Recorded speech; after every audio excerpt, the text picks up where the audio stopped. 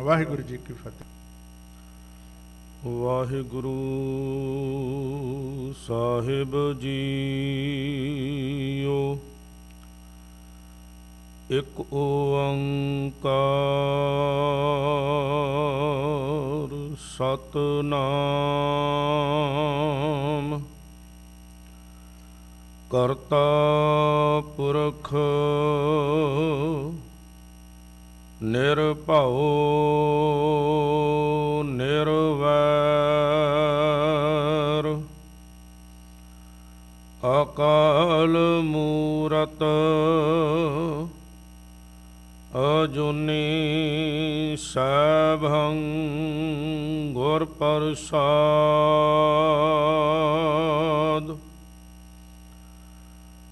ਸਾ ਧਰਤੀ ਭਈ ਹਰਿਆਵਲੀ ਜਿੱਥੈ ਮੇਰਾ ਸਤਿਗੁਰ ਬੈਠਾ ਆਈ।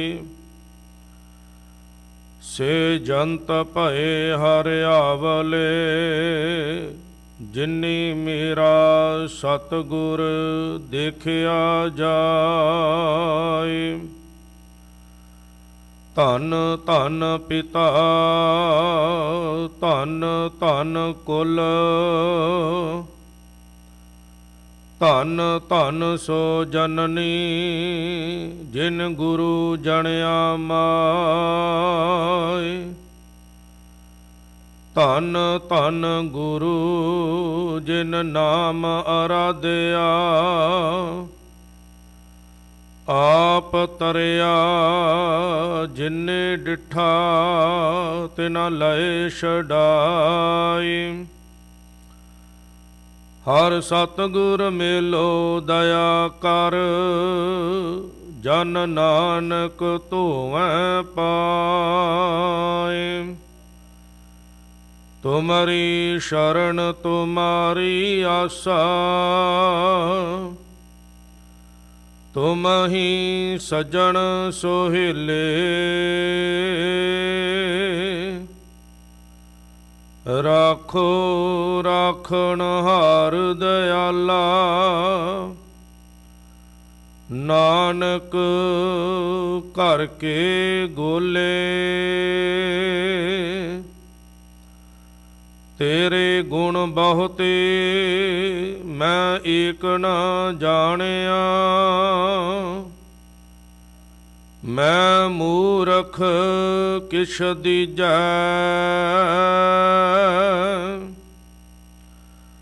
ਪ੍ਰਣਵਤ ਨਾਨਕ ਸੁਣ ਮੇਰੇ ਸਾਹਿਬਾ।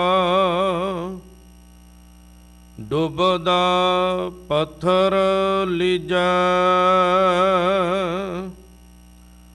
ਪ੍ਰਣਵਤ ਨਾਨਕ ਸੁਣ ਮੇਰੇ ਸਾਹਿਬਾ। ਡੁੱਬਦਾ ਪੱਥਰ ਲੀਜੈ।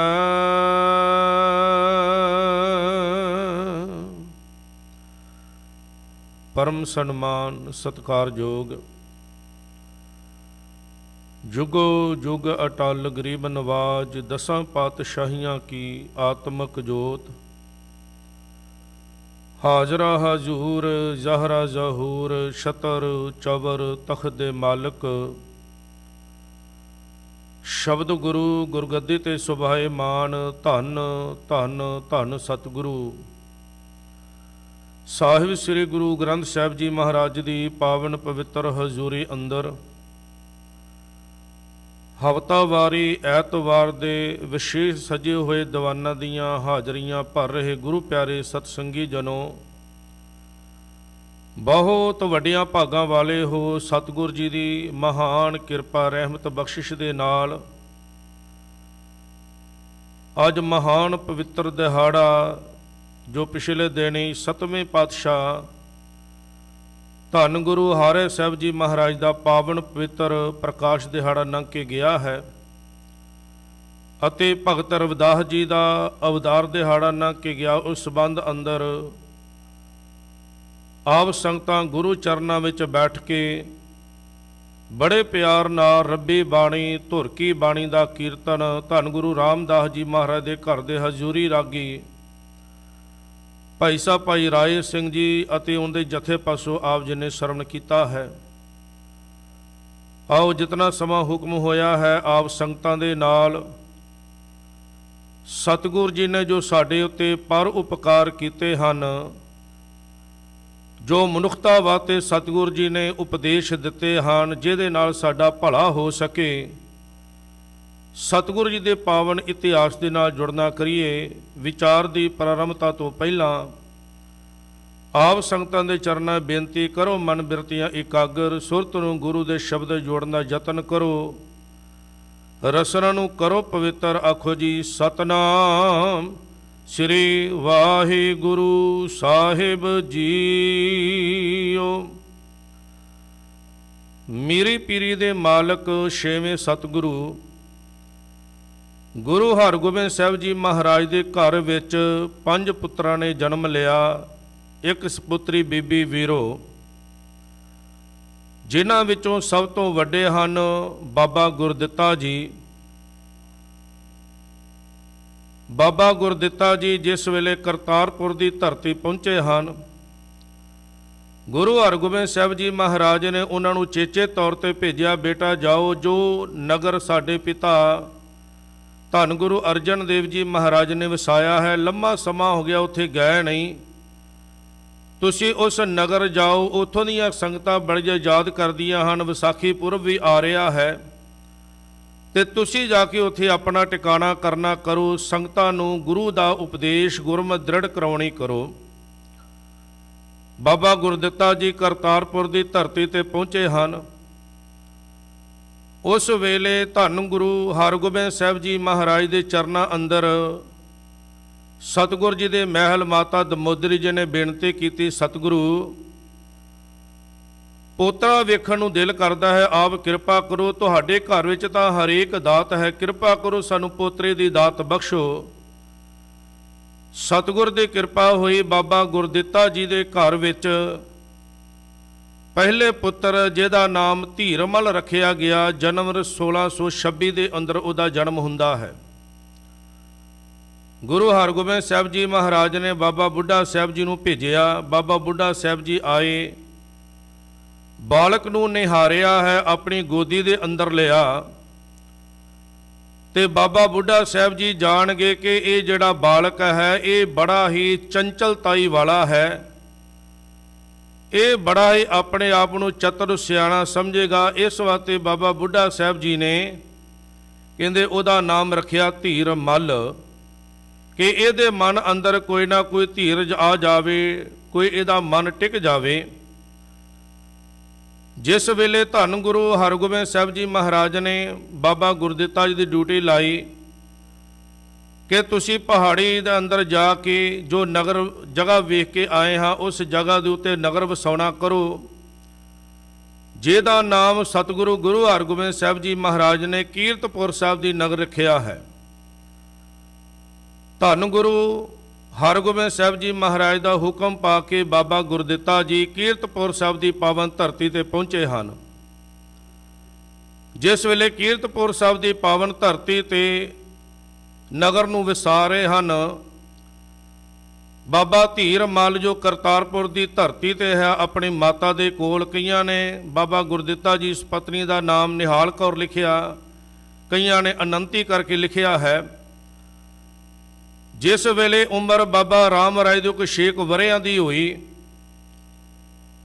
ਤੇ ਉਸ ਵੇਲੇ ਬਾਬਾ ਗੁਰਦਿੱਤਾ ਜੀ ਨੇ ਜੋ ਇੱਥੇ ਆਣ ਕੇ ਟਿਕੇ ਕਰਤਾਰਪੁਰ ਦੀ ਧਰਤੀ ਤੇ ਆਪਣੇ ਨਾਲ ਲੈ ਕੇ ਧੰਨ ਗੁਰੂ ਹਰਗੋਬਿੰਦ ਸਾਹਿਬ ਜੀ ਮਹਾਰਾਜ ਦਾ ਪਾਵਨ ਹੁਕਮ ਮੰਨਦਿਆਂ ਹੋਇਆਂ ਜੋ ਕੀਰਤਪੁਰ ਸਾਹਿਬ ਦੀ ਪਾਵਨ ਧਰਤੀ ਤੇ ਪਹੁੰਚ ਗਏ। ਉੱਥੇ ਧੰਨ ਗੁਰੂ ਹਰਗੋਬਿੰਦ ਸਾਹਿਬ ਜੀ ਮਹਾਰਾਜ ਜਦੋਂ ਚੌਥੀ ਜੰਗ ਤੋਂ ਸਤਿਗੁਰੂ ਵਿਹਲੇ ਹੋਏ 1633 ਦੇ ਅੰਦਰ, ਤੇ ਸਤਿਗੁਰੂ ਜੀ ਨੇ ਆਪਣਾ ਟਿਕਾਣਾ ਵੀ ਉੱਥੇ ਜਾ ਕੇ ਕੀਤਾ ਹੈ। 1630 ਦੇ ਅੰਦਰ ਬਾਬਾ ਗੁਰਦਿੱਤਾ ਜੀ ਦੇ ਗ੍ਰਹਿ ਵਿਖੇ ਦੂਸਰੇ ਪੁੱਤਰ ਨੇ ਜਨਮ ਲਿਆ, ਜਿਹਦਾ ਨਾਮ ਧੰਨ ਗੁਰੂ ਹਰਿ ਪਾਤਸ਼ਾਹ ਜੀ ਮਹਾਰਾਜ ਰੱਖਿਆ ਗਿਆ। ਤੇ ਜਿਸ ਵੇਲੇ ਪਹਿਲਾਂ ਬਾਬਾ ਧੀਰ ਮੱਲ ਨੂੰ ਗੁਰੂ ਹਰਗੋਬਿੰਦ ਸਾਹਿਬ ਜੀ ਮਹਾਰਾਜ ਨੇ ਆਪਣੀ ਗੋਦੀ ਦੇ ਅੰਦਰ ਲਿਆ ਸੀ, ਕਰਤਾਰਪੁਰ ਦੀ ਧਰਤੀ ਤੇ ਆ ਕੇ ਤੇ ਉਸ ਵੇਲੇ ਸਤਿਗੁਰ ਜੀ ਆਪਣੇ ਮੁਖੜੇ ਤੋਂ ਮੁਸਕਰਾਏ ਤੇ ਕਹਿਣ ਲੱਗੇ ਦੁਬਾਰਾ ਆ ਗਏ ਹਨ। ਤੇ ਬਾਬਾ ਬਿਧੀ ਚੰਦ ਨੇ ਪੁੱਛਣਾ ਕੀਤਾ, ਸਤਿਗੁਰੂ ਜੀ ਦੁਬਾਰਾ ਕੌਣ ਆਇਆ ਹੈ, ਇਸ ਗੱਲ ਦਾ ਰਾਜ ਕੀ? ਤੇ ਸਤਿਗੁਰੂ ਜੀ ਕਹਿਣ ਲੱਗੇ ਲੱਗਦਾ ਹੈ ਸਾਡੇ ਤਾਏ ਜੀ ਪਾ ਪ੍ਰਿਥੀ ਚੰਦ ਦੁਬਾਰਾ ਜਨਮ ਲੈ ਕੇ ਆਇਆ ਹੈ।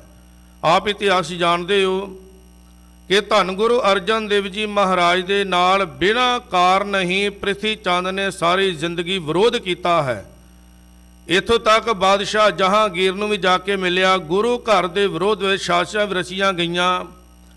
ਚੰਦੂ ਨੂੰ ਵੀ ਜਾ ਕੇ ਮਿਲਿਆ, ਭਾਵ ਸਾਰੀ ਜ਼ਿੰਦਗੀ ਗੁਰੂ ਘਰ ਦੇ ਵਿਰੋਧ ਵਿੱਚ ਹੀ ਰਿਹਾ। ਤੇ ਗੁਰੂ ਹਰਗੋਬਿੰਦ ਸਾਹਿਬ ਜੀ ਮਹਾਰਾਜ ਕਹਿਣ ਲੱਗੇ ਲੱਗਦਾ ਸਾਡੇ ਤਾਇਆ ਜੀ ਦੁਬਾਰਾ ਆ ਗਏ ਹਨ। ਜਿਸ ਵੇਲੇ ਗੁਰੂ ਹਾਰੇ ਪਾਤਸ਼ਾਹ ਜੀ ਮਹਾਰਾਜ ਦਾ ਪ੍ਰਕਾਸ਼ ਹੁੰਦਾ ਹੈ, ਉਸ ਵੇਲੇ ਗੁਰੂ ਹਰਗੋਬਿੰਦ ਸਾਹਿਬ ਜੀ ਮਹਾਰਾਜ ਨੇ ਆਪਣੀ ਗੋਦੀ ਦੇ ਅੰਦਰ ਬਾਲਕ ਨੂੰ ਲਿਆ ਤੇ ਬਚਨ ਕੀਤੇ ਵੱਡੀ ਚੀਜ਼ ਦਾ ਗਾਹਕ ਆਇਆ ਹੈ, ਕਿਉਂਕਿ ਸਤਿਗੁਰੂ ਜਾਣਦੇ ਹਨ ਆਉਣ ਵਾਲੇ ਸਾਰੇ ਸਮੇਂ ਨੂੰ।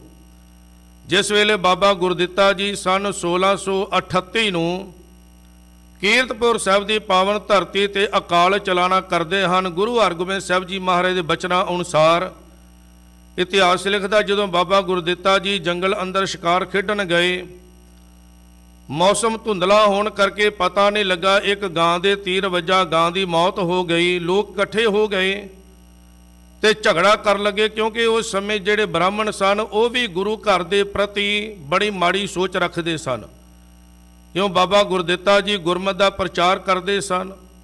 ਤੇ ਬ੍ਰਾਹਮਣਾਂ ਨੇ ਉੱਥੇ ਰੌਲਾ ਪਾਇਆ ਕਿ ਬਾਬਾ ਗੁਰਦਿੱਤਾ ਜੀ ਨੂੰ ਫੜ ਕੇ ਬਾਦਸ਼ਾਹ ਦੇ ਹਵਾਲੇ ਕੀਤਾ ਜਾਵੇ, ਜਾਂ ਇਹਨਾਂ ਨੂੰ ਕਹੋ ਕਿ ਇਸ ਗਾਂ ਨੂੰ ਜਿਉਂਦੀ ਕਰ ਦੇਣ। ਜੇ ਗਾਂ ਜਿਉਂਦੀ ਕਰ ਦੇਣਗੇ ਤੇ ਰੌਲਾ ਪਾ ਦੇਵਾਂਗੇ। ਗੁਰੂ ਨਾਨਕ ਦੇ ਘਰ ਵਿੱਚ ਕਿਹਾ ਜਾਂਦਾ ਹੈ ਕਰਾਮਾਤ ਕਹਿਰ ਦਾ ਨਾਮ ਹੈ, ਤੇ ਇਹਨਾਂ ਨੇ ਕਰਾਮਾਤ ਦਿਖਾ ਦਿੱਤੀ। ਤੇ ਜਿਸ ਵੇਲੇ ਲੋਕਾਂ ਨੇ ਰੌਲਾ ਪਾਇਆ, ਜ਼ੋਰ ਪਾਇਆ, ਸਿੱਖਾਂ ਨੇ ਵੀ ਬੇਨਤੀ ਕੀਤੀ ਬਾਬਾ ਜੀ ਨੂੰ ਕਿ ਬਾਬਾ ਜੀ ਆਪ ਕਿਰਪਾ ਕਰੋ, ਇਸ ਗਾਂ ਨੂੰ ਜਿਉਂਦੀ ਕਰ ਦਿਓ। ਬਾਬਾ ਗੁਰਦਿੱਤਾ ਜੀ ਇਸ ਗੱਲ ਨੂੰ ਜਾਣਦੇ ਸਨ ਕਿ ਇਹ ਗੱਲ ਪਿਤਾ ਸਾਡੇ ਗੁਰੂ ਹਰਗੋਬਿੰਦ ਸਾਹਿਬ ਜੀ ਮਹਾਰਾਜ ਪ੍ਰਵਾਨ ਨਹੀਂ ਕਰਨਗੇ, ਕਿਉਂਕਿ ਪਹਿਲਾਂ ਵੀ ਗੁਰੂ ਘਰ ਦੇ ਅੰਦਰ ਇਹ ਖੇਡ ਵਰਤ ਚੁੱਕੀ ਸੀ।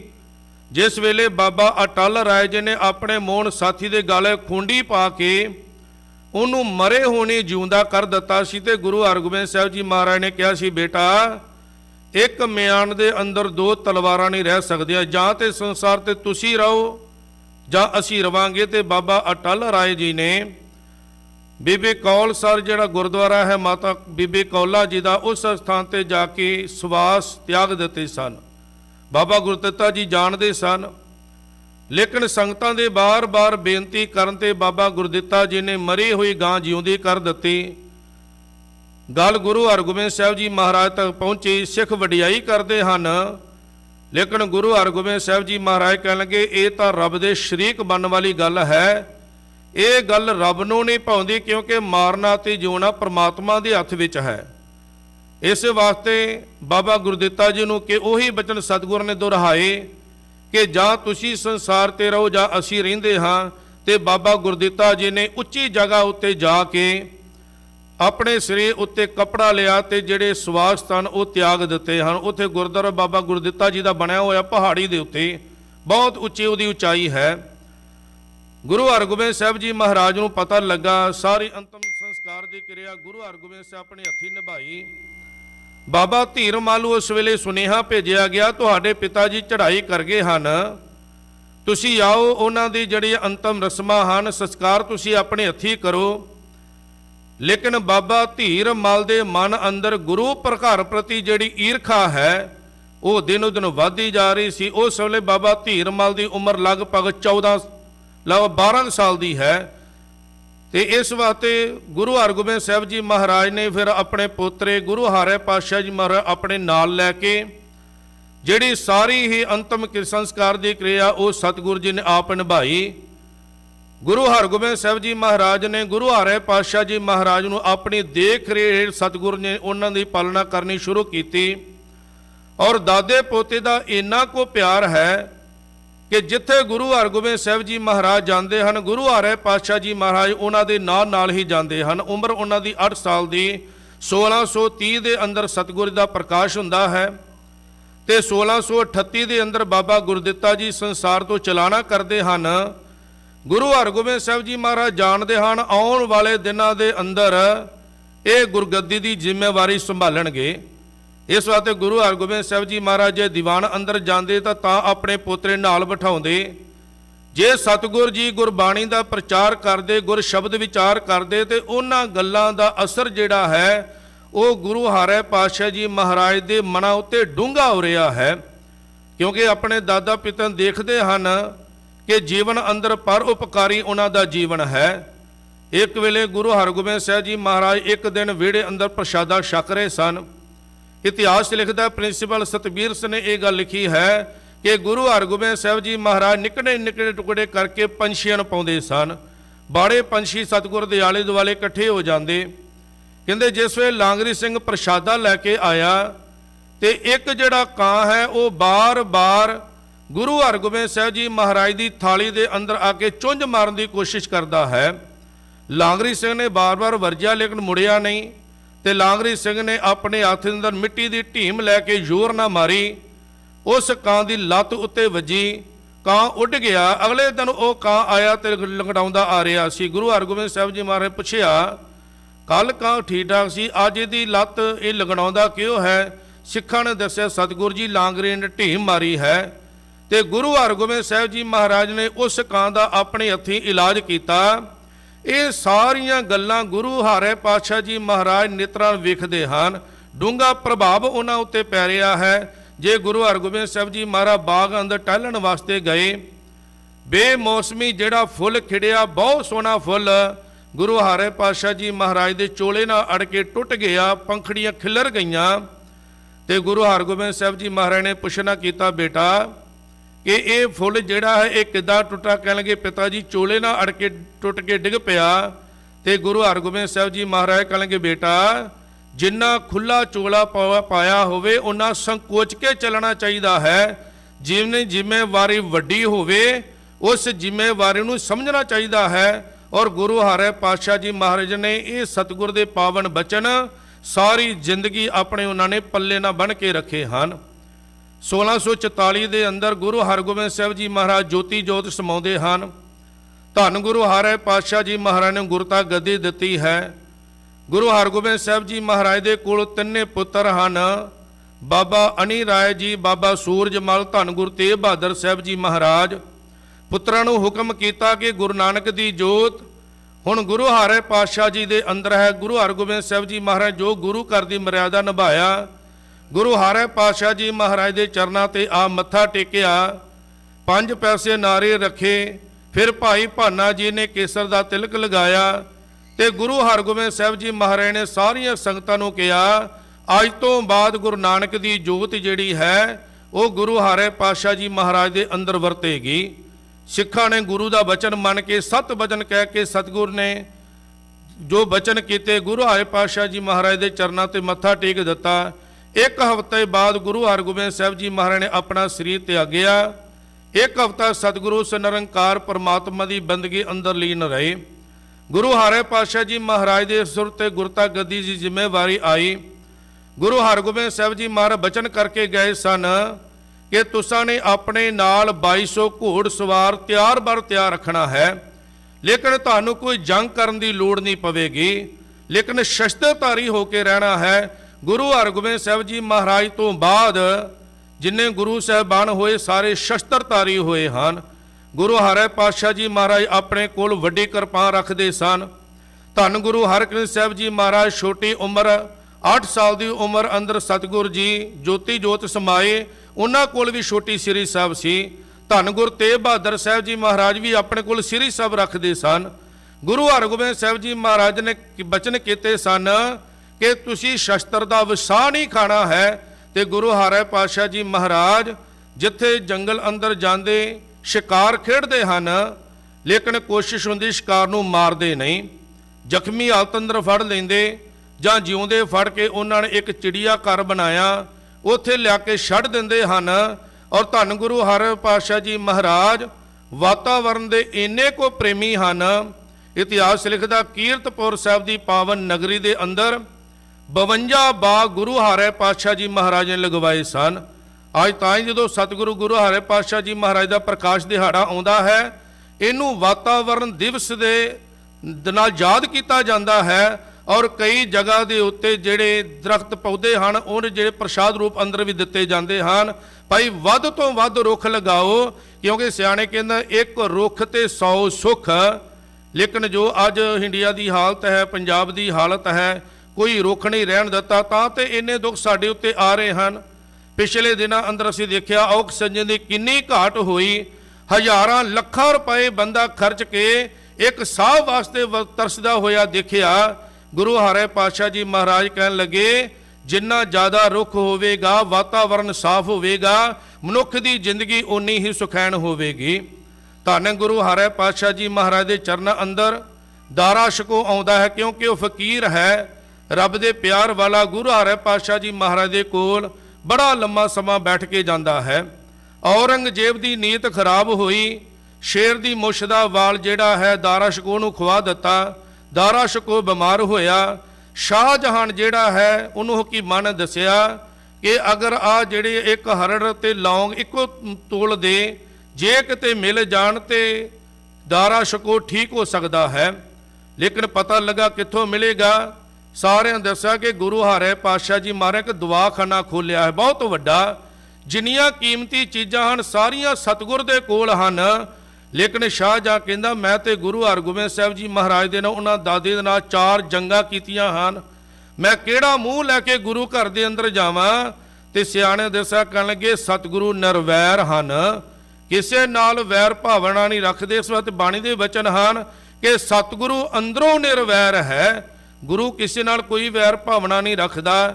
ਇੱਕ ਬੇਨਤੀ ਭਰਿਆ ਪੱਤਰ ਜਿਹੜਾ ਸ਼ਾਹਜਹਾਂ ਨੇ ਲਿਖਿਆ ਕਿ ਮੈਂ ਆਪਣੇ ਪੁੱਤਰ ਦੀ ਖੈਰ ਤੁਹਾਡੇ ਚਰਨਾਂ ਵਿੱਚੋਂ ਮੰਗਦਾ ਹਾਂ, ਮੈਨੂੰ ਆਹ ਚੀਜ਼ਾਂ ਦੀ ਲੋੜ ਹੈ, ਦੇ ਦਿਓ। ਗੁਰੂ ਹਾਰੇ ਪਾਤਸ਼ਾਹ ਜੀ ਮਹਾਰਾਜ ਨੇ ਉਹ ਸਾਰੀਆਂ ਚੀਜ਼ਾਂ ਦਿੱਤੀਆਂ। ਹਰੜ ਲੌਂਗ ਤੇ ਗੱਜ ਮੋਤੀ ਵੀ ਸਤਿਗੁਰੂ ਨੇ ਨਾਲ ਭੇਜਿਆ।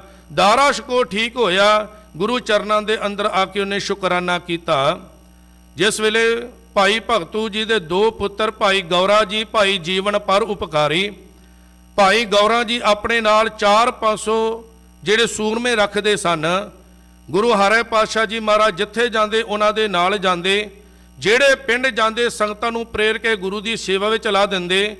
ਇੱਕ ਵਾਰ ਕਹਿੰਦੇ ਭਾਈ ਜੱਸਾ ਜਿਹੜਾ ਗੁਰੂ ਹਾਰੇ ਪਾਤਸ਼ਾਹ ਜੀ ਮਹਾਰਾਜ ਦਾ ਚੌਰ ਬਰਦਾਰ ਸੀ, ਉਹ ਚੌਰ ਕਰਦਾ ਤੇ ਭਾਈ ਗੌਰੇ ਦੇ ਨਾਲ ਕੋਈ ਗੱਲਬਾਤ ਹੋਈ ਤੇ ਬਾਅਦ ਵਿੱਚ ਝਗੜਾ ਹੋ ਗਿਆ। ਤੇ ਭਾਈ ਗੌਰੇ ਨੇ ਆਪਣੇ ਆਦਮੀਆਂ ਨੂੰ ਕਹਿ ਕੇ ਭਾਈ ਜੱਸੇ ਜੀ ਦਾ ਕਤਲ ਕਰਵਾ ਦਿੱਤਾ। ਜਿਸ ਵੇਲੇ ਗੁਰੂ ਹਾਰੇ ਪਾਤਸ਼ਾਹ ਜੀ ਮਹਾਰਾਜ ਨੂੰ ਪਤਾ ਲੱਗਾ, ਸਤਿਗੁਰੂ ਬੜੇ ਨਾਰਾਜ਼ ਹੋਏ ਕਿ ਗੁਰੂ ਘਰ ਦੇ ਸੇਵਾਦਾਰ ਦਾ ਕਤਲ ਹੋਇਆ। ਕਹਿ ਦਿੱਤਾ ਕਿ ਹੁਣ ਸਾਡੇ ਮੱਥੇ ਨਾ ਲੱਗੇ, ਸਾਡੇ ਸਾਹਮਣੇ ਆਉਣ ਦੀ ਕੋਸ਼ਿਸ਼ ਨਾ ਕਰੇ। ਸਤਿਗੁਰੂ ਬੜੇ ਨਾਰਾਜ਼ ਹੋਏ। ਭਾਈ ਗੌਰਾ ਵੀ ਜਾਣ ਗਿਆ ਕਿ ਸਤਿਗੁਰ ਦੀ ਨਾਰਾਜ਼ਗੀ ਜਿਹੜੀ ਚੱਲਣੀ, ਇਹ ਤਾਂ ਨਰਕਾਂ ਵਿੱਚ ਵਾਸਾ ਹੋਣ ਵਾਲੀ ਗੱਲ ਹੈ। ਅਸੀਂ ਤਾਂ ਸਤਿਗੁਰ ਦੀਆਂ ਖੁਸ਼ੀਆਂ ਲੈਣ ਵਾਸਤੇ ਗੁਰੂ ਦੇ ਨਾਲ ਰਹਿੰਦੇ ਹਾਂ। ਲੇਕਿਨ ਭਾਈ ਗੌਰੇ ਨੇ ਸਤਿਗੁਰ ਦੇ ਨਾਲ ਰਹੇ। ਹੁਣ ਸਤਿਗੁਰ ਦੇ ਸਾਹਮਣੇ ਨਹੀਂ ਆਉਂਦਾ, ਕੁਝ ਦੂਰੀ ਤੇ ਵਿੱਥ ਬਣਾ ਕੇ ਚੱਲਦਾ ਹੈ। ਜਿਸ ਵੇਲੇ ਗੁਰੂ ਹਾਰੇ ਪਾਤਸ਼ਾਹ ਜੀ ਮਹਾਰਾਜ ਕੀਰਤਪੁਰ ਸਾਹਿਬ ਦੀ ਪਾਵਨ ਧਰਤੀ ਤੋਂ ਕਰਤਾਰਪੁਰ ਪਾਸੇ ਆ ਰਹੇ ਹਨ, ਉਸ ਵੇਲੇ ਕਹਿੰਦੇ ਇੱਕ ਮਹੀਆਂ ਨਾਂ ਦਾ ਜਿਹੜਾ ਪਠਾਨ ਹੈ, ਉਹਨੇ ਆ ਕੇ, ਉਹਦੇ ਨਾਲ 1000 ਸੂਰਮਾ ਸੀ। ਉਹ ਜਦੋਂ ਆ ਰਿਹਾ, ਉਹਨੇ ਦੇਖਿਆ ਗੁਰੂ ਕਾ ਡੋਲਾ ਜਾ ਰਿਹਾ ਹੈ, ਗੁਰੂ ਕੇ ਮਹਿਲ ਜਾ ਰਹੇ ਹਨ, ਸਾਜੋ ਸਮਾਨ ਜਾ ਰਹੇ। ਉਹਨੇ ਲੁੱਟਣ ਦੀ ਕੋਸ਼ਿਸ਼ ਕੀਤੀ, ਲੇਕਿਨ ਮਗਰ ਭਾਈ ਗੌਰਾ ਜੀ ਆਪਣੀਆਂ ਫੌਜਾਂ ਨਾਲ ਆ ਰਹੇ ਸਨ। ਅੱਗੋਂ ਉਹਨਾਂ ਦਾ ਮੁਕਾਬਲਾ ਕੀਤਾ ਤੇ ਤੁਰਕਾਂ ਨੂੰ ਮਾਰ ਕੇ ਉੱਥੋਂ ਕੁਝ ਭਜਾ ਦਿੱਤੇ, ਕੁਝ ਮਰ ਗਏ। ਲੇਕਿਨ ਭਾਈ ਗੌਰਾ ਜੀ ਗੁਰੂ ਦੇ ਸਨਮੁਖ ਨਹੀਂ ਹੋਏ। ਜਦੋਂ ਸਤਿਗੁਰੂ ਕਰਤਾਰਪੁਰ ਦੀ ਧਰਤੀ ਤੇ ਪਹੁੰਚੇ ਹਨ, ਸਿੱਖ ਨੇ ਦੱਸਿਆ ਸਤਿਗੁਰੂ ਮਗਰੋਂ ਆ ਘਟਨਾ ਵਾਪਰ ਗਈ। ਭਾਈ ਗੌਰੇ ਨੇ ਆਪਣੇ ਸੂਰਮੇ ਨਾਲ ਲੈ ਕੇ ਆਪ ਜੀ ਦੇ ਮਹਿਲਾਂ ਦਾ, ਸਤਿਗੁਰੂ ਜੀ ਆਪ ਜੀ ਦੇ ਸਾਜੋ ਸਮਾਨ ਦਾ, ਗੁਰੂ ਘਰ ਦੇ ਸਾਜੋ ਸਮਾਨ ਦਾ ਸਤਿਗੁਰੂ ਜੀ ਉਹਨਾਂ ਨੇ ਰੱਖਿਆ ਕੀਤੀ ਹੈ। ਤੇ ਗੁਰੂ ਹਾਰੇ ਪਾਤਸ਼ਾਹ ਜੀ ਮਹਾਰਾਜ ਨੇ ਘੋੜਾ ਸਵਾਰ ਭੇਜੇ, ਜਾ ਭਾਈ ਗੌਰੇ ਨੂੰ ਲੈ ਕੇ ਆਓ। ਸਤਿਗੁਰੂ ਜੀ ਨੇ ਕਿਰਪਾ ਕੀਤੀ, ਉਹਨਾਂ ਨੂੰ ਬਖਸ਼ ਦਿੱਤਾ। ਜਿਸ ਵੇਲੇ ਗੁਰੂ ਹਾਰੇ ਪਾਤਸ਼ਾਹ ਜੀ ਮਹਾਰਾਜ ਦਰਬਾਰ ਦੇ ਅੰਦਰ ਚੁੱਕਿਆ ਚੁਕਾਏ ਇੱਕ ਬ੍ਰਾਹਮਣ ਆਪਣੇ ਪੁੱਤਰ ਨੂੰ ਲੈ ਕੇ ਆਇਆ, ਜਿਹੜਾ ਮਰ ਗਿਆ ਸੀ। ਕਹਿਣ ਲੱਗਾ, ਸਤਿਗੁਰੂ ਮੇਰੇ ਪੁੱਤਰ ਨੂੰ ਜਿਉਂਦਾ ਕਰ ਦਿਓ। ਗੁਰੂ ਹਾਰੇ ਪਾਤਸ਼ਾਹ ਜੀ ਮਹਾਰਾਜ ਕਹਿਣ ਲੱਗੇ, ਇਹ ਪ੍ਰਮਾਤਮਾ ਦੀ ਖੇਡ ਹੈ, ਇਹ ਪ੍ਰਮਾਤਮਾ ਦੀ ਰਜ਼ਾ ਹੈ, ਜੰਮਣ ਮਰਨਾ ਇਹ ਪ੍ਰਮਾਤਮਾ ਦੇ ਹੁਕਮ ਵਿੱਚ ਹੈ। ਕਹਿਣ ਲੱਗੇ ਨਹੀਂ ਸਤਿਗੁਰੂ ਕਿਵੇਂ ਵੀ ਹੋਵੇ ਮੇਰੇ ਪੁੱਤਰ ਨੂੰ ਜਿਉਂਦਾ ਕਰੋ। ਸਤਿਗੁਰੂ ਕਹਿਣ ਲੱਗੇ ਰੱਬ ਦੀ ਖੇੜੇ ਨੂੰ ਸਮਝ। ਤੇ ਕੋਲ ਹੀ ਬੈਠੇ ਸਨ ਭਾਈ ਭਗਤੋ ਦੂਜੇ ਪੁੱਤਰ ਭਾਈ ਜੀਵਨ ਪਰ ਉਪਕਾਰੀ। ਉੱਥੋਂ ਉੱਠੇ ਹਨ, ਥੋੜੀ ਦੂਰੀ ਉੱਤੇ ਜਾ ਕੇ ਉਹਨਾਂ ਨੇ ਆਪਣੇ ਸਰੀਰ ਉੱਤੇ ਚਿੱਟੇ ਰੰਗ ਦਾ ਕੱਪੜਾ ਲਿਆ, ਪ੍ਰਾਣ ਤਿਆਗ ਦਿੱਤੇ। ਉਧਰੋਂ ਭਾਈ ਜੀਵਨ ਨੇ ਪ੍ਰਾਣ ਤਿਆਗੇ, ਇਧਰ ਬ੍ਰਾਹਮਣ ਦਾ ਪੁੱਤਰ ਜਿਹੜਾ ਜਿਉਂਦਾ ਹੋ ਗਿਆ। ਗੁਰੂ ਹਰਿ ਪਾਤਸ਼ਾਹ ਜੀ ਮਹਾਰਾਜ ਕਹਿਣ ਲੱਗੇ ਇਹਦੇ ਬਦਲੇ ਕਿਸੇ ਨੇ ਪ੍ਰਾਣ ਤਿਆਗ ਦਿੱਤੇ ਹਨ। ਪਤਾ ਲੱਗਾ ਕੌਣ ਉੱਠ ਕੇ ਗਿਆ? ਕਹਿਣ ਲੱਗੇ ਜੀ ਸਤਿਗੁਰੂ ਜੀ ਭਾਈ ਜੀਵਨ ਗਿਆ। ਕਹਿਣ ਲੱਗੇ ਇਹ ਪਰਉਪਕਾਰ ਭਾਈ ਜੀਵਨ ਨੇ ਹੀ ਕੀਤਾ ਹੈ। ਜਿਸ ਵੇਲੇ ਕਾਲਾ ਚੌਧਰੀ ਆਪਣੇ ਭਤੀਜਿਆਂ ਨੂੰ ਲੈ ਕੇ ਗੁਰੂ ਹਰਿ ਪਾਤਸ਼ਾਹ ਜੀ ਮਹਾਰਾਜ ਦੀ ਚਰਨ ਸ਼ਰਨ ਵਿੱਚ ਆਇਆ ਤੇ ਢਿੱਡ ਵਜਾਰੇ ਸਨ, ਪਿੰਡੇ ਤੋਂ ਨੰਗੇ ਸਨ। ਤੇ ਗੁਰੂ ਹਰਿ ਪਾਤਸ਼ਾਹ ਜੀ ਮਹਾਰਾਜ ਕਹਿਣ ਲੱਗੇ ਕਾਲੇ ਚੌਧਰੀ ਕੀ ਗੱਲ ਹੈ, ਇਹਨਾਂ ਬੱਚਿਆਂ ਨੂੰ ਕੀ ਗੱਲ, ਇਹ ਢਿੱਡ ਕਿਉਂ ਵਜਾ ਰਹੇ ਹਨ? ਕਹਿਣ ਲੱਗੇ ਸਤਿਗੁਰੂ ਜੀ ਅਸਲ ਵਿੱਚ ਢਿੱਡ ਤੋਂ ਭੁੱਖੇ ਹਨ, ਇਹ ਰੋਟੀ ਮੰਗਦੇ ਹਨ। ਤੇ ਗੁਰੂ ਹਰਿ ਪਾਤਸ਼ਾਹ ਜੀ ਮਹਾਰਾਜ ਤੁੱਠੇ ਮਿਹਰ ਦੀ ਨਿਗਾਹ ਸਤਿਗੁਰ ਨੇ ਕੀਤੀ। ਕਹਿਣ ਲੱਗੇ ਇਹਨਾਂ ਦੇ ਜਿਹੜੇ ਘੋੜੇ ਹਨ ਉਹ ਸਤਲੁਜ ਜਮਨਾ ਦਾ ਪਾਣੀ ਪੀਣਗੇ, ਇਹ ਮਹਾਰਾਜੇ ਹੋਣਗੇ। ਤੇ ਜਿਸ ਵੇਲੇ ਘਰ ਜਾ ਕੇ ਖਬਰ ਦਿੱਤੀ ਤੇ ਕਾਲੇ ਚੌਧਰੀ ਘਰ ਵਾਲੇ ਕਹਿਣ ਲੱਗੇ ਆਪਣੇ ਪੁੱਤਰਾਂ ਨੂੰ ਵੀ ਲੈ ਕੇ ਜਾਓ, ਸਤਿਗੁਰੂ ਇਹਨਾਂ ਨੂੰ ਕੋਈ ਅਸੀਸ ਦੇਣ। ਤੇ ਸਤਿਗੁਰੂ ਦੇ ਚਰਨਾਂ ਵਿੱਚ ਆਇਆ ਤੇ ਸਤਿਗੁਰੂ ਕਹਿਣ ਲੱਗੇ ਸਮਾਂ ਨਿਕਲ ਚੁੱਕਾ ਹੈ।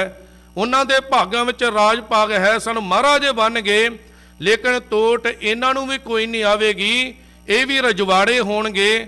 ਆ ਮਹਾਰਾਜਾ ਭੁਪਿੰਦਰ ਸਿੰਘ, ਹੁਣ ਕੈਪਟਨ ਰਮਿੰਦਰ ਸਿੰਘ, ਇਹ ਕਿਹਦਾ ਰਾਜ ਭਾਜ ਭੋਗ ਰਹੇ ਹਨ? ਇਹ ਗੁਰੂ ਹਰਿ ਪਾਤਸ਼ਾਹ ਜੀ ਮਹਾਰਾਜ ਦੀਆਂ ਬਖਸ਼ਾਂ ਭੋਗ ਰਹੇ ਹਨ। ਭਾਈ ਜਿਹੜਾ ਕਾਲਾ ਚੌਧਰੀ ਦੇ ਜਿਹੜੇ ਭਤੀਜੇ ਸਨ ਫੂਲ ਅਤੇ ਸੰਦਲ, ਇਹ ਦੋਨੋਂ ਸਤਿਗੁਰ ਦੇ ਚਰਨਾਂ ਵਿੱਚ ਆਏ ਸਨ ਜਿਹਨੂੰ ਸਤਿਗੁਰੂ ਰਾਜ ਭਾਗ ਭਗੀ ਬਖਸ਼ਿਆ ਹੈ। ਤੇ ਜਿਹੜਾ ਫੂਲ ਹੈ ਉਹਦੇ ਪੁੱਤਰ ਜਿਹੜੇ ਰਾਮਾ ਅਤੇ ਤਲੋਕਾ, ਉਹਨਾਂ ਨੇ ਜੀਂਦ ਅਤੇ ਨਾਭੇ ਰਿਆਸਤ ਨੂੰ ਕਾਇਮ ਕੀਤਾ। ਤੇ ਇਹ ਰਜਵਾੜੇ ਜਿਹੜੇ ਹਨ ਆਪਣੇ ਜੀਵਨ ਦੇ ਅੰਦਰ ਇਹਨਾਂ ਨੇ ਸੁੱਖ ਭੋਗਿਆ, ਲੇਕਿਨ ਅਜੋਕੇ ਸਮੇਂ ਅੰਦਰ ਇਹ ਰਾਜ ਭਾਗ ਨੂੰ ਭੋਗਦਿਆਂ ਹੋਇਆਂ ਗੁਰੂ ਦੀਆਂ ਜਿਹੜੀਆਂ ਰਹਿਮਤਾਂ ਬਖਸ਼ਿਸ਼ਾਂ ਹਨ ਉਹਨਾਂ ਨੂੰ ਸਦਾ ਵਾਸਤੇ ਭੁੱਲ ਗਏ। ਜੇ ਇੱਕ ਜੱਸਾ ਨਾਮ ਦਾ ਮਨੁੱਖ ਸਤਿਗੁਰ ਦੇ ਚਰਨਾਂ ਵਿੱਚ ਆਇਆ ਤੇ ਆ ਕੇ ਸਤਿਗੁਰ ਦੇ ਚਰਨਾਂ ਵਿੱਚ ਮੱਥਾ ਟੇਕਣ ਵਾਸਤੇ ਕਤਾਰ ਵਿੱਚ ਲੱਗਾ ਹੈ ਤੇ ਗੁਰੂ ਹਰਿ ਪਾਤਸ਼ਾਹ ਜੀ ਮਹਾਰਾਜ ਨੇ ਕਿਹਾ ਕਿ ਜਿਹੜਾ ਉਹ ਸਾਹਮਣੇ ਮਨੁੱਖ ਕਤਾਰ ਵਿੱਚ ਲੱਗਾ ਦਰਸ਼ਨ ਕਰਨ ਆਇਆ ਇਹਨੂੰ ਗੁਰੂ ਘਰ ਤੋਂ ਬਾਹਰ ਕੱਢ ਦਿਓ। ਸੰਗਤਾਂ ਬੜੀਆਂ ਹੈਰਾਨ ਹੋਈਆਂ ਕਿ ਗੁਰੂ ਦਰ ਉੱਤੇ ਤਾਂ ਦਰਸ਼ਨ ਕਰਨ ਵਾਸਤੇ ਆਇਆ ਹੈ, ਸਤਿਗੁਰ ਦੇ ਐਸੇ ਕੀ ਬਚਨ ਹਨ, ਲੇਕਿਨ ਸਿੱਖਾਂ ਨੇ ਹੁਕਮ ਮੰਨਿਆ, ਉਹਨੂੰ ਬਾਹਰ ਕੱਢ ਦਿੱਤਾ। ਬਾਰ-ਬਾਰ ਦਰਵਾਜ਼ੇ ਉੱਤੇ ਆਉਂਦਾ ਹੈ ਤੇ ਬੜੇ ਤਰਲੇ ਲੈਂਦਾ ਹੈ। ਕਹਿਣ ਲੱਗਾ ਸਤਿਗੁਰੂ ਜੀ ਇੱਕ ਵਾਰ ਦੀਦਾਰ ਦੇ ਦਿਓ। ਤੇ ਸਤਿਗੁਰੂ ਜੀ ਕਹਿਣ ਲੱਗੇ ਤੈਨੂੰ ਦੀਦਾਰ ਨਹੀਂ ਹੋ ਸਕਦੇ, ਕਾਰਨ ਕੀ? ਕਿਉਂਕਿ ਤੂੰ ਕੁੜੀ ਮਾਰਿਆ, ਜਿੰਨੀਆਂ ਤੇਰੇ ਘਰ ਬੱਚੀਆਂ ਨੇ ਜਨਮ ਲਿਆ ਉਹਨਾਂ ਨੂੰ ਤੂੰ ਗਲਾ ਘੁੱਟ ਕੇ ਉਹਨਾਂ ਨੂੰ ਖਤਮ ਕਰ ਦਿੱਤਾ। ਕੁੜੀ ਮਾਰ ਨਾੜੀ ਮਾਰ ਦੇ ਨੂੰ ਇਸ ਘਰ ਦੇ ਅੰਦਰ ਕੋਈ ਥਾਂ ਨਹੀਂ। ਬਚਨ ਕੀਤਾ ਸਤਿਗੁਰੂ ਜੀ ਮੈਨੂੰ ਮਾਫ ਕਰ ਦਿਓ, ਅਗਾਂਹ ਤੋਂ ਐਸਾ ਕੋ ਕਰਮ ਮੈਂ ਨਹੀਂ ਕਰਾਂਗਾ। ਭਾਵ ਗੁਰੂ ਹਰਿ ਪਾਤਸ਼ਾਹ ਜੀ ਮਹਾਰਾਜ ਦੇ ਇੰਨੇ ਕੋ ਪਰ ਉਪਕਾਰ ਸਾਡੇ ਉੱਤੇ ਹਨ ਜਿਨ੍ਹਾਂ ਨੂੰ ਗਿਣੇ ਨਹੀਂ ਜਾ ਸਕਦਾ।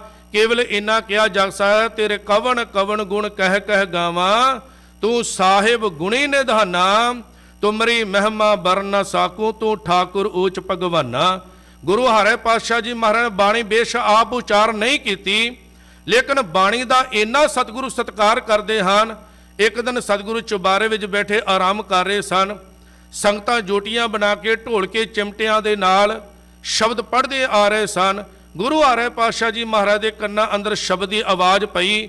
ਇੱਕੋ ਦਮ ਸਤਿਗੁਰੂ ਉੱਠੇ ਹਨ ਤੇ ਜਦੋਂ ਮੰਜੇ ਤੋਂ ਉੱਠੇ ਤੇ ਜਿਹੜਾ ਪਾਵਾ ਸਤਿਗੁਰੂ ਦੇ ਗੋਡੇ ਉੱਤੇ ਲੱਗ ਗਿਆ, ਚੋਟ ਲੱਗ ਗਈ। ਸਿੱਖਾਂ ਨੇ ਬੇਨਤੀ ਕੀਤੀ ਸਤਿਗੁਰੂ ਉੱਠਣ ਦੇ ਵਿੱਚ ਇੰਨੀ ਕਾਹਲੀ ਕਾਹਦੇ ਵਾਸਤੇ?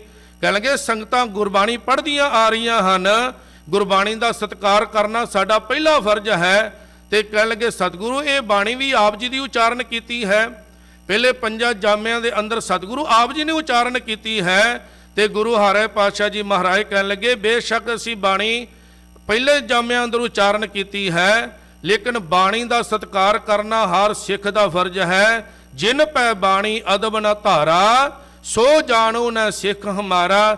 ਜਿਹੜਾ ਸਿੱਖ ਗੁਰਬਾਣੀ ਦਾ ਅਦਬ ਨਹੀਂ ਕਰਦਾ, ਆਪਣੇ ਮਨ ਅੰਦਰ ਭੈ ਡਰ ਧਾਰਨ ਨਹੀਂ ਕਰਦਾ, ਸਤਿਗੁਰੂ ਕਹਿਣ ਲੱਗੇ ਉਹ ਸਾਡਾ ਸਿੱਖ ਨਹੀਂ ਹੈ।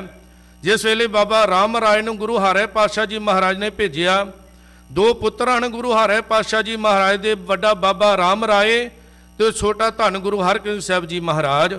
ਜਿਸ ਵੇਲੇ ਬਾਬਾ ਰਾਮ ਰਾਏ ਜੀ ਦਿੱਲੀ ਗਏ ਹਨ, ਕਿਉਂਕਿ ਬਾਰ-ਬਾਰ ਔਰੰਗਜ਼ੇਬ ਬੁਲਾ ਰਿਹਾ ਸੀ ਗੁਰੂ ਹਰਿ ਪਾਤਸ਼ਾਹ ਜੀ ਮਹਾਰਾਜ ਨੂੰ, ਤੇ ਸਤਿਗੁਰ ਨੇ ਪ੍ਰਣ ਕੀਤਾ ਸੀ ਨਹਿ ਮਲੇਸ਼ ਕੋ ਦਰਸ਼ਨ ਦੇ ਹੈ, ਅਸੀਂ ਇਹਨਾਂ ਮਲੇਸ਼ਾਂ ਦੇ ਮੱਥੇ ਨਹੀਂ ਲੱਗਣਾ। ਤੇ ਫਿਰ ਸਤਿਗੁਰੂ ਜੀ ਨੂੰ ਕਹਿਣ ਲੱਗੇ ਸਤਿਗੁਰੂ ਕੋਈ ਹੋਰ ਭੇਜ ਦਿਓ। ਸਤਿਗੁਰ ਨੇ ਬਾਬਾ ਰਾਮ ਰਾਏ ਨੂੰ ਭੇਜਿਆ, ਨਾਲ ਹੀ ਬਚਨ ਕੀਤਾ ਸੀ ਬੇਟਾ ਕੋਈ ਕਰਾਮਾਤ ਨਹੀਂ ਦਿਖਾਉਣੀ, ਗੁਰੂ ਨਾਨਕ ਦੇ ਬਚਨਾਂ ਉੱਤੇ ਭਰੋਸਾ ਕਰਨਾ ਹੈ।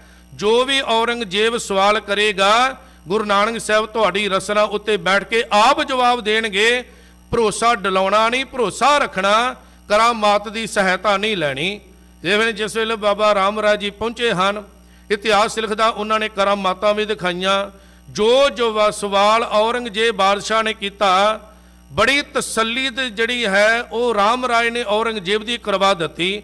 ਲੇਕਿਨ ਦਰਬਾਰ ਅੰਦਰ ਜਿਹੜੇ ਕਾਜੀ ਮੌਲਵੀ ਬੈਠੇ ਸਨ ਗੁਰੂ ਘਰ ਦੇ ਦੁਖੀ, ਉਹਨਾਂ ਨੇ ਔਰੰਗਜ਼ੇਬ ਦੇ ਕੰਨ ਦੇ ਅੰਦਰ ਇੱਕ ਗੱਲ ਕਹੀ, ਕਹਿਣ ਲੱਗੇ ਇਹਨਾਂ ਦੇ ਜਿਹੜਾ ਕਲਾਮ ਵੱਡੇ ਬਾਬਾ ਜੀ ਭਾਵ ਗੁਰੂ ਨਾਨਕ ਸਾਹਿਬ ਬਾਣੀ ਉਚਾਰ ਕੇ ਗਏ ਹਨ, ਉਹਦੇ ਅੰਦਰ ਇੱਕ ਬਚਨ ਲਿਖਿਆ ਹੈ ਕਿ ਮਿੱਟੀ ਮੁਸਲਮਾਨ ਕੀ ਪੇੜੇ ਪਈ ਘੁਮਿਆਰ, ਕਿ ਉੱਥੇ ਮੁਸਲਮਾਨ ਹੀ ਕਿਉਂ ਲਿਖਿਆ ਗਿਆ, ਇਹਦਾ ਸਾਡੇ ਉੱਤੇ ਅਟੈਕ ਕੀਤਾ ਗਿਆ। ਤੇ ਇਹ ਜਿਹੜਾ ਸਵਾਲ ਹੈ ਔਰੰਗਜ਼ੇਬ ਨੇ ਰਾਮ ਰਾਏ ਨੂੰ ਕਰ ਦਿੱਤਾ। ਹੁਣ ਰਾਮ ਰਾਏ ਦਾ ਜਿਹੜਾ ਅਸਰ ਬਹੁਤ ਜ਼ਿਆਦਾ ਬਣਿਆ ਹੋਇਆ, ਔਰੰਗਜ਼ੇਬ ਬਹੁਤ ਮਾਣ ਸਤਿਕਾਰ ਦਿੰਦਾ। ਜਦੋਂ ਇਹ ਪੰਕਤੀ ਪੜ੍ਹੀ ਗਈ ਕਿ ਮਿੱਟੀ ਮੁਸਲਮਾਨ ਕੀ ਪੇੜੇ ਪਈ ਘੁਮਿਆਰ, ਮਿੱਟੀ ਜੇ ਮੁਸਲਮਾਨ ਸ਼ਬਦ ਹੀ ਕਿਉਂ ਵਰਤਿਆ ਗਿਆ, ਚਾਹੁੰਦੇ ਤੇ ਬਾਬਾ ਰਾਮ ਰਾਏ ਜੀ ਉਹਨਾਂ ਨੂੰ ਸਭ ਕੁਝ ਦਿਖਾ ਸਕਦੇ ਸਨ, ਤਸੱਲੀ ਕਰਵਾ ਸਕਦੇ ਸਨ। ਲੇਕਿਨ ਉਹਨਾਂ ਨੇ ਆਪਣੇ ਮਨ ਅੰਦਰ ਸੋਚਿਆ ਕਿ ਮੇਰੀ ਇੰਨੀ ਇਸ ਦਰਬਾਰ ਦੇ ਅੰਦਰ ਬਣੀ, ਚਲੋ ਕੀ ਫਰਕ ਪੈਂਦਾ ਹੈ, ਆਪਣਾ ਇਹ ਜਿਹੜਾ ਮਾਣ ਸਨਮਾਨ ਨੂੰ ਕਾਇਮ ਰੱਖਦੇ ਆ। ਕਹਿਣਗੇ ਬਾਦਸ਼ਾਹ ਐਸੀ ਗੱਲ ਨਹੀਂ, ਇੱਥੇ ਲਿਖਾਰੀ ਦੀ ਗਲਤੀ ਹੈ, ਇੱਥੇ ਲਿਖਣ ਵਾਲੇ ਨੇ ਗਲਤੀ ਕਰ ਦਿੱਤੀ। ਮੁਸਲਮਾਨ ਕੀ ਇੱਥੇ ਮਿੱਟੀ ਬੇਈਮਾਨ ਦੀ ਸੀ, ਲਿਖਣ ਵਾਲੇ ਨੇ ਮੁਸਲਮਾਨ ਲਿਖ ਦਿੱਤਾ। ਸਿੱਖਾਂ ਨੇ ਜਿਹੜੇ ਨਾਲ ਸਤਿਗੁਰੂ ਦੇ ਭੇਜੇ ਸਨ, ਉਹਨਾਂ ਨੇ ਬਾਬਾ ਰਾਮ ਰਾਏ ਨੂੰ ਸਮਝਾਇਆ ਤੂੰ ਐਸੀ ਗਲਤੀ ਨਾ ਕਰ, ਬਹੁਤ ਵੱਡੀ ਗਲਤੀ ਕਰ ਰਿਹਾ ਹੈ। ਲੇਕਿਨ ਰਾਮ ਰਾਏ ਸਮਝਿਆ ਨਹੀਂ। ਸਿੱਖਾਂ ਨੇ ਆ ਕੇ ਬੇਨਤੀ ਕੀਤੀ, ਸਤਿਗੁਰੂ ਰਾਮ ਰਾਏ ਨੇ ਬਹੁਤ ਵੱਡੀ ਗਲਤੀ ਕੀਤੀ। ਸਤਿਗੁਰੂ ਗੁਰੂ ਹਰਿ ਪਾਤਸ਼ਾਹ ਜੀ ਮਹਾਰਾਜ ਕਹਿਣ ਲੱਗੇ ਇਹ ਬਖਸ਼ਣ ਯੋਗ ਨਹੀਂ ਹੈ। ਜਿਨ੍ਹਾਂ ਨੇ ਗੁਰਬਾਣੀ ਦਾ ਸਤਿਕਾਰ ਨਹੀਂ ਕੀਤਾ, ਬੇਸ਼ੱਕ ਇੱਕ ਸ਼ਬਦ ਪਲਟਿਆ ਹੈ, ਉਹਨਾਂ ਨੂੰ ਕਹਿ ਦਿਓ ਜਿੱਧਰ ਤੇਰਾ ਮੂੰਹ ਹੈ ਉਧਰ ਚਲਾ ਜਾਵੇ, ਸਾਡੇ ਮੱਥੇ ਨਾ ਲੱਗੇ। ਬਹੁਤ ਵਾਰੀ ਆਇਆ ਕੀਰਤਪੁਰ ਸਾਹਿਬ ਦੀ ਪਾਵਨ ਧਰਤੀ ਤੇ ਰਾਮ ਰਾਏ, ਪਿਤਾ ਜੀ ਇੱਕ ਵਾਰ ਬਖਸ਼ ਦਿਓ। ਗੁਰੂ ਹਰਿ ਪਾਤਸ਼ਾਹ ਜੀ ਮਹਾਰਾਜ ਕਹਿਣ ਲੱਗੇ ਤੇਰੀ ਗਲਤੀ ਬਖਸ਼ਣ ਯੋਗ ਨਹੀਂ ਹੈ, ਹੋਰ ਕੋਈ ਹੋ ਜਾਂਦੀ ਗਲਤੀ ਤਾਂ ਅਸੀਂ ਬਖਸ਼ ਦਿੰਦੇ, ਤੁਸੀਂ ਗੁਰੂ ਨਾਨਕ ਦੀ ਬਾਣੀ ਨੂੰ ਪਲਟਿਆ ਹੈ, ਇਸੇ ਵਾਸਤੇ ਇਹ ਜਿਹੜੀ ਗਲਤੀ ਬਿਲਕੁਲ ਬਖਸ਼ਣ ਯੋਗ ਨਹੀਂ। ਅੱਜ ਤੋਂ ਬਾਅਦ ਤੁਸੀਂ ਸਾਡੇ ਮੱਥੇ ਨਹੀਂ ਲੱਗਣਾ। ਤੇ ਧੰਨ ਗੁਰੂ ਹਰਗੋਬਿੰਦ ਸਾਹਿਬ ਜੀ ਮਹਾਰਾਜ ਜਿਹੜੀ ਛੋਟੀ ਉਮਰ ਦੇ ਭਾਵੇਂ ਹਨ, ਲੇਕਿਨ ਉਸ ਨਿਰੰਕਾਰ ਪ੍ਰਮਾਤਮਾ ਦੇ ਚਰਨਾਂ ਅੰਦਰ ਲੀਨ ਰਹਿੰਦੇ ਹਨ। ਇੱਕ ਵਾਰ ਸਿੱਖ ਆਇਆ ਗੁਰੂ ਚਰਨਾਂ ਗੁਰੂ ਹਰਿ ਪਾਤਸ਼ਾਹ ਜੀ ਮਹਾਰਾਜ ਦੇ ਕੋਲ, ਦੂਰ ਦਰੇੜੇ ਤੋਂ ਕਾਬਲ ਕੰਧਾਰ ਤੋਂ ਆਇਆ। ਜਦੋਂ ਜਾਣ ਲੱਗਾ ਤੇ ਸਤਿਗੁਰੂ ਚਰਨਾਂ ਬੇਨਤੀ ਕਰਨ ਲੱਗਾ, ਸਤਿਗੁਰੂ ਮੇਰੇ ਮਨ ਇੱਕ ਸ਼ੰਕਾ ਹੈ, ਉਸ ਨੂੰ ਦੂਰ ਕਰ ਦਿਓ, ਕਿਉਂਕਿ ਕਿਤੇ 6 ਮਹੀਨੇ ਬਾਅਦ ਸਾਲ ਬਾਅਦ ਆਪ ਦਰਸ਼ਨ ਨੂੰ ਆਇਆ ਜਾਂਦਾ ਹੈ। ਕਿਰਪਾ ਕਰਕੇ ਇਹ ਦੱਸੋ ਕਿ ਤੁਹਾਡੇ ਅਸਥਾਨ ਤੇ ਅਗਲੇ ਗੁਰੂ ਸਾਹਿਬਾਨ ਕਿਹੜੇ ਹੋਣਗੇ, ਕੌਣ ਗੁਰਗੱਦੀ ਉੱਤੇ ਬੈਠਣਗੇ। ਤੇ ਗੁਰੂ ਹਰਿ ਪਾਤਸ਼ਾਹ ਜੀ ਮਹਾਰਾਜ ਕਹਿਣਗੇ ਸਿੱਖਾਂ ਇਹ ਗੁਝੀਆਂ ਗੱਲਾਂ ਹਨ, ਇਹ ਭੇਦ ਕਿਸੇ ਨੂੰ ਦੱਸੇ ਨਹੀਂ ਜਾਂਦੇ। ਜਿਹਦੇ ਉੱਤੇ ਸਤਿਗੁਰੂ ਪ੍ਰਸੰਨ ਹੋ ਗਏ, ਜਿਹਦੀ ਸੇਵਾ ਗੁਰੂ ਦਰ ਉੱਤੇ ਪ੍ਰਵਾਨ ਹੋ ਗਈ, ਇਸ ਦਾਤ ਉਹਨੂੰ ਮਿਲਦੀ ਹੈ। ਸਿੱਖ ਨੇ ਜਿੱਦ ਕੀਤੀ, ਸਤਿਗੁਰੂ ਇਹ ਗੱਲ ਤੁਹਾਡੇ ਮੇਰੇ ਵਿੱਚ ਰਵੇਗੀ, ਮੈਂ ਬੇਨਤੀ ਕਰਦਾ ਕਿਰਪਾ ਕਰੋ ਮੈਨੂੰ ਥੋੜਾ ਜਿਹੀ ਰਜਮ ਸਮਝਾ ਦਿਓ। ਤੇ ਸਤਿਗੁਰ ਨੇ ਪੂਰੀ ਗੱਲ ਖੋਲ ਕੇ ਤਾਂ ਨਹੀਂ ਦੱਸੀ, ਲੇਕਿਨ ਇੰਨੀ ਗੱਲ ਕਹਿ ਦਿੱਤੀ ਕਿ ਸਾਡੇ ਦੋਵੇਂ ਸਾਹਿਬਜ਼ਾਦੇ ਜਿਹੜੇ ਬਾਬਾ ਰਾਮ ਰਾਏ ਤੇ ਗੁਰੂ ਹਰਗੋਬਿੰਦ ਸਾਹਿਬ ਜੀ ਮਹਾਰਾਜ ਪੋਥੀਆਂ ਉੱਤੋਂ ਪਾਠ ਕਰਦੇ ਹਨ, ਤੁਸੀਂ ਜਾਓ ਆ ਸੂਈ ਲੈ ਜਾਓ। ਦੋਨਾਂ ਦੇ ਪੀੜੇ ਅਲੱਗ-ਅਲੱਗ ਹਨ, ਤੁਸੀਂ ਜਾ ਕੇ ਨਮਸਕਾਰ ਕਰਕੇ ਬਿਨਾਂ ਕੁਝ ਦੱਸਣ ਤੋਂ ਕਹਿਣ ਤੋਂ ਜਿਹੜੀ ਸੂਈ ਹੈ ਦੋਨਾਂ ਦੇ ਪੀੜਿਆਂ ਦੇ ਅੰਦਰ ਚਬਾਉਣੀ। ਜਿਸ ਪੀੜੇ ਦੇ ਅੰਦਰ ਸੂਈ ਚਲੀ ਜਾਵੇਗੀ ਸਮਝ ਲੈਣਾ ਆਉਣ ਵਾਲੇ ਅਗਲੇ ਗੁਰੂ ਉਹ ਹੋਣਗੇ, ਲੇਕਿਨ ਇਹ ਗੱਲ ਅਗਾਂਹ ਕਿਸੇ ਨਾਲ ਨਹੀਂ ਕਰਨੀ। ਸਿੱਖ ਗਿਆ, ਪਹਿਲਾਂ ਬਾਬਾ ਰਾਮ ਰਾਏ ਜੀ ਪਾਠ ਕਰਦੇ ਸਨ ਪੋਥੀ ਸਾਹਿਬ ਤੋਂ, ਤੇ ਉਹ ਸਿੱਖ ਨੇ ਜਾ ਕੇ ਨਮਸਕਾਰ ਕੀਤੀ, ਮੱਥਾ ਟੇਕਿਆ ਗੁਰਬਾਣੀ ਨੂੰ। ਉਹ ਸੂਈ ਜਿਹੜੀ ਬਾਬਾ ਰਾਮ ਰਾਏ ਦੇ ਪੀੜੇ ਨਾਲ ਛੋਹਣੀ ਕੀਤੀ, ਲੇਕਿਨ ਅੰਦਰ ਨਹੀਂ ਗਈ। ਦੂਸਰੇ ਪਾਸੇ ਗੁਰੂ ਹਰਗੋਬਿੰਦ ਸਾਹਿਬ ਜੀ ਮਹਾਰਾਜ ਛੋਟੀ ਅਵਸਥਾ ਪਾਠ ਕਰ ਰਹੇ ਸਨ, ਮੱਥਾ ਟੇਕਿਆ ਗੁਰਬਾਣੀ ਪੋਥੀ ਸਾਹਿਬ ਨੂੰ, ਤੇ ਜਿਸ ਵੇਲੇ ਉਸ ਪੀੜੇ ਨੂੰ ਸੂਈ ਲਾਈ, ਉਹ ਸੂਈ ਸਾਰੀ ਅੰਦਰ ਚਲ ਗਈ। ਸਮਝ ਗਏ ਆਉਣ ਵਾਲੇ ਸਮੇਂ ਅੰਦਰ ਗੁਰੂ ਹਰਗੋਬਿੰਦ ਸਾਹਿਬ ਜੀ ਮਹਾਰਾਜ ਹੀ ਗੁਰੂ ਹੋਣਗੇ। ਤੇ ਧੰਨ ਗੁਰੂ ਹਾਰੇ ਪਾਤਸ਼ਾਹ ਜੀ ਮਹਾਰਾਜ ਨੇ ਕਿਹਾ ਸਿੱਖਿਆ ਇਹ ਭੇਦ ਕਿਸੇ ਨੂੰ ਦੱਸਣਾ ਨਹੀਂ, ਕਿਉਂਕਿ ਗੁਰੂ ਘਰ ਦੇ ਅੰਦਰ ਜਿਹੜਾ ਸੇਵਾ ਕਰਦਾ ਇਹ ਦਾਤ ਉਹਨੂੰ ਮਿਲਦੀ ਹੈ। ਤੇ ਧੰਨ ਗੁਰੂ ਹਾਰੇ ਪਾਤਸ਼ਾਹ ਜੀ ਮਹਾਰਾਜ ਆਪਣੇ ਪੁੱਤਰ ਧੰਨ ਗੁਰੂ ਹਰਗੋਬਿੰਦ ਸਾਹਿਬ ਜੀ ਮਹਾਰਾਜ ਨੂੰ ਗੁਰਤਾ ਗੱਦੀ ਸਤਿਗੁਰ ਜੀ ਨੇ ਬਖਸ਼ਿਸ਼ ਕੀਤੀ, ਕਿਉਂਕਿ ਉਹ ਹਮੇਸ਼ਾ ਸਤਿਗੁਰ ਦੇ ਪਾਵਨ ਹੁਕਮ ਦੇ ਅੰਦਰ ਵਿੱਚ ਰਹਿਣ ਵਾਲੇ ਸਨ। ਉਸ ਨਿਰੰਕਾਰ ਪਰਮਾਤਮਾ ਦੀ ਬੰਦਗੀ ਹਰ ਵੇਲੇ ਸਤਿਗੁਰ ਜੀ ਲੀਨ ਰਹਿੰਦੇ, ਮੁਖ ਤੇ ਗੁਰੂ ਦੀ ਬਾਣੀ ਹੁੰਦੀ। ਧੰਨ ਗੁਰੂ ਹਰਿ ਪਾਤਸ਼ਾਹ ਜੀ ਮਹਾਰਾਜ ਨੇ ਸਾਨੂੰ ਉਪਦੇਸ਼ ਦਿੱਤਾ ਕਿ ਜਿੱਥੇ ਤੁਸਾਂ ਨੇ ਬਾਣੀ ਦਾ ਸਤਿਕਾਰ ਕਰਨਾ ਹੈ, ਬਾਣੀ ਦਾ ਅਦਬ ਕਰਨਾ ਹੈ, ਉੱਥੇ ਜੀਵਾਂ ਉੱਤੇ ਤੁਸਾਂ ਨੇ ਪਰ ਉਪਕਾਰ ਵੀ ਕਰਨਾ। ਵਾਤਾਵਰਨ ਵੀ ਜਿਹੜੀ ਵਾਤਾਵਰਨ ਹੈ ਇਹਨੂੰ ਵੀ ਤੁਸਾਂ ਨੇ ਸੁਖੈਨ ਬਣਾਉਣਾ। ਵੱਧ ਤੋਂ ਵੱਧ ਰੁੱਖ ਲਗਾ ਕੇ ਜੀਵਨ ਦੇ ਅੰਦਰ ਜਿੱਥੇ ਤੁਸੀਂ ਆਪ ਸੁਖੀ ਵਸੋਗੇ, ਉੱਥੇ ਰੱਬ ਦੇ ਕੀਤੇ ਪੈਦਾ ਕੀਤੇ ਹੋਏ ਜੀਵ ਜਿਹੜੇ ਹਨ ਇਹ ਵੀ ਜਿਹੜੇ ਇਹ ਉਸ ਨਿਰੰਕਾਰ ਵਾਹਿਗੁਰੂ ਦੇ ਭਾਣੇ ਦੇ ਅੰਦਰ ਵੀ ਸੁਖੀ ਰਹਿਣਗੇ। ਤੇ ਗੁਰੂ ਹਰਿ ਪਾਤਸ਼ਾਹ ਜੀ ਮਹਾਰਾਜ ਕਿਆ ਕਰਦੇ ਸਨ, ਗੁਰੂ ਕੇ ਲੰਗਰਾਂ ਦੇ ਅੰਦਰ ਭਾਵੇਂ ਇੱਕ ਚੂੰਡੀ ਆਟੇ ਦੀ ਪਾਓ, ਲੇਕਿਨ ਪਾਓ ਜ਼ਰੂਰ। ਤੇ ਸਤਿਗੁਰੂ ਇੱਕ ਸਾਖੀ ਸੁਣਾਇਆ ਕਰਦੇ ਸਨ ਕਿ ਇੱਕ ਵਾਰ ਇੱਕ ਗਰੀਬ ਬੰਦਾ ਜਿਹੜਾ ਬਹੁਤ ਹੀ ਗਰੀਬ ਹੈ, ਜਦੋਂ ਜ਼ਿਮੀਂਦਾਰ ਦਾਣੇ ਸਾਂਭ ਲੈਂਦਾ, ਉਹਨਾਂ ਦੇ ਪਿੜ ਵਿੱਚ ਜਾਂਦਾ, ਉੱਥੋਂ ਦਾਣੇ ਇਕੱਠੇ ਕਰਕੇ ਲਿਆ ਕੇ ਧੋ ਕੇ ਬਣਾ ਕੇ ਆਪਣੇ ਜੀਵਨ ਦਾ ਗੁਜ਼ਾਰਾ ਕਰਦਾ। ਜਿਸ ਵੇਲੇ ਉਹਨਾਂ ਦਾਣੇ ਨੂੰ ਧੋ ਕੇ ਵਿਹੜੇ ਅੰਦਰ ਸੁੱਕਣੇ ਪਾਉਂਦਾ ਹੈ, ਇੱਕ ਚਿੜਾ 2 ਦਾਣੇ ਲੈਂਦਾ ਆਪਣੀ ਚੁੰਝ ਦੇ ਅੰਦਰ ਤੇ ਜਾ ਕੇ ਗੁਰੂ ਕੇ ਲੰਗਰਾਂ ਅੰਦਰ ਪਾ ਆਉਂਦਾ ਹੈ। ਲੇਕਿਨ ਇਸ ਗੱਲ ਦਾ ਉਸ ਮਨੁੱਖ ਨੂੰ ਨਹੀਂ ਪਤਾ, ਇਹ ਇੱਕ ਦਿਨ ਦੀ ਘਟਨਾ ਨਹੀਂ, ਕਈ ਸਾਲ ਲੰਘ ਗਏ। ਉਹ 2 ਦਾਣੇ ਚਿੜਾ ਲੈਂਦਾ ਹੈ ਤੇ ਗੁਰੂ ਕੇ ਲੰਗਰਾਂ ਅੰਦਰ ਜਾ ਕੇ ਪਾ ਕੇ ਆਉਂਦਾ ਹੈ। ਗੁਰੂ ਦੀ ਮਿਹਰ ਵਰਤਣੀ ਸ਼ੁਰੂ ਹੋ ਗਈ, ਉਹਦੀ ਗਰੀਬੀ ਚੱਕੀ ਗਈ, ਬੜਾ ਅਮੀਰ ਬਣ ਗਿਆ, ਪੱਕੇ ਮਕਾਨ ਬਣ ਗਏ, ਸਭ ਕੁਝ ਉਹਦੇ ਕੋਲ ਆ ਗਿਆ। ਲੇਕਿਨ ਗੁਰੂ ਨੂੰ ਭੁੱਲ ਗਿਆ, ਪ੍ਰਮਾਤਮਾ ਨੂੰ ਭੁੱਲ ਗਿਆ। ਜਦੋਂ ਪ੍ਰਮਾਤਮਾ ਨੂੰ ਭੁੱਲਿਆ ਤੇ ਖੇਡ ਉਲਟੀ ਵਰਤਣੀ ਸ਼ੁਰੂ ਹੋ ਗਈ। ਹੁਣ ਜਿਹੜਾ ਉਹ ਚਿੜਾ ਹੈ ਉਹ ਕਹਿੰਦੇ 2 ਦਾਣੇ ਗੁਰੂ ਕੇ ਲੰਗਰਾਂ ਵਿੱਚ ਚੁੱਕਦਾ ਹੈ ਤੇ ਉਹਦੀਆਂ ਬੋਰੀਆਂ ਅੰਦਰ ਜਾ ਕੇ ਪਾ ਆਉਂਦਾ ਹੈ। ਉਹ ਹੁਣ ਖੇਡ ਉਲਟਣੀ ਸ਼ੁਰੂ ਹੋ ਗਈ, ਜਿੱਥੇ ਪਹਿਲਾਂ ਅਮੀਰ ਬਣਿਆ ਫਿਰ ਕੰਗਾਲਤਾ ਬਲਵੱਧੇ ਆ ਰਿਹਾ। ਤੇ ਗੁਰੂ ਹਰਿ ਪਾਤਸ਼ਾਹ ਜੀ ਮਹਾਰਾਜ ਚਰਨਾਂ ਵਿੱਚ ਆਇਆ, ਸਤਿਗੁਰੂ ਇਹ ਕੀ ਕੌਤਕ ਹੈ, ਕਿਰਪਾ ਕਰਕੇ ਦੱਸੋ। ਪਹਿਲਾਂ ਮੈਂ ਗਰੀਬ ਸਾਂ ਤੇ ਅਮੀਰ ਹੋ ਗਿਆ, ਮੈਨੂੰ ਨਹੀਂ ਪਤਾ ਕਿਵੇਂ ਹੋਇਆ, ਲੇਕਿਨ ਹੁਣ ਮੈਂ ਅਮੀਰ ਸਾਂ ਫਿਰ ਮੈਂ ਗਰੀਬ ਹੁੰਦਾ ਜਾ ਰਿਹਾ ਹਾਂ। ਤੇ ਗੁਰੂ ਹਰਿ ਪਾਤਸ਼ਾਹ ਜੀ ਮਹਾਰਾਜ ਕਹਿਣ ਲੱਗੇ, ਭਾਈ ਮਨੁੱਖਤਾ ਦੀ ਸੇਵਾ ਕਰੋ, ਗੁਰੂ ਕੇ ਲੰਗਰਾਂ ਦੇ ਅੰਦਰ ਭਾਵੇਂ ਥੋੜੇ ਤੋਂ ਥੋੜਾ ਪਾਓ, ਜਿਤਨੀ ਲੋੜ ਹੈ। ਹੁਣ ਭਾਈ ਸਾਹਿਬ ਕਈ ਵਾਰ ਬੇਨਤੀ ਵੀ ਕਰਦੇ ਹਨ ਕਿ ਜੇ ਚੀਜ਼ ਦੀ ਲੋੜ ਗੁਰੂ ਘਰ ਦੇ ਅੰਦਰ ਤੁਸੀਂ ਉਹ ਲੈ ਕੇ ਆਓ।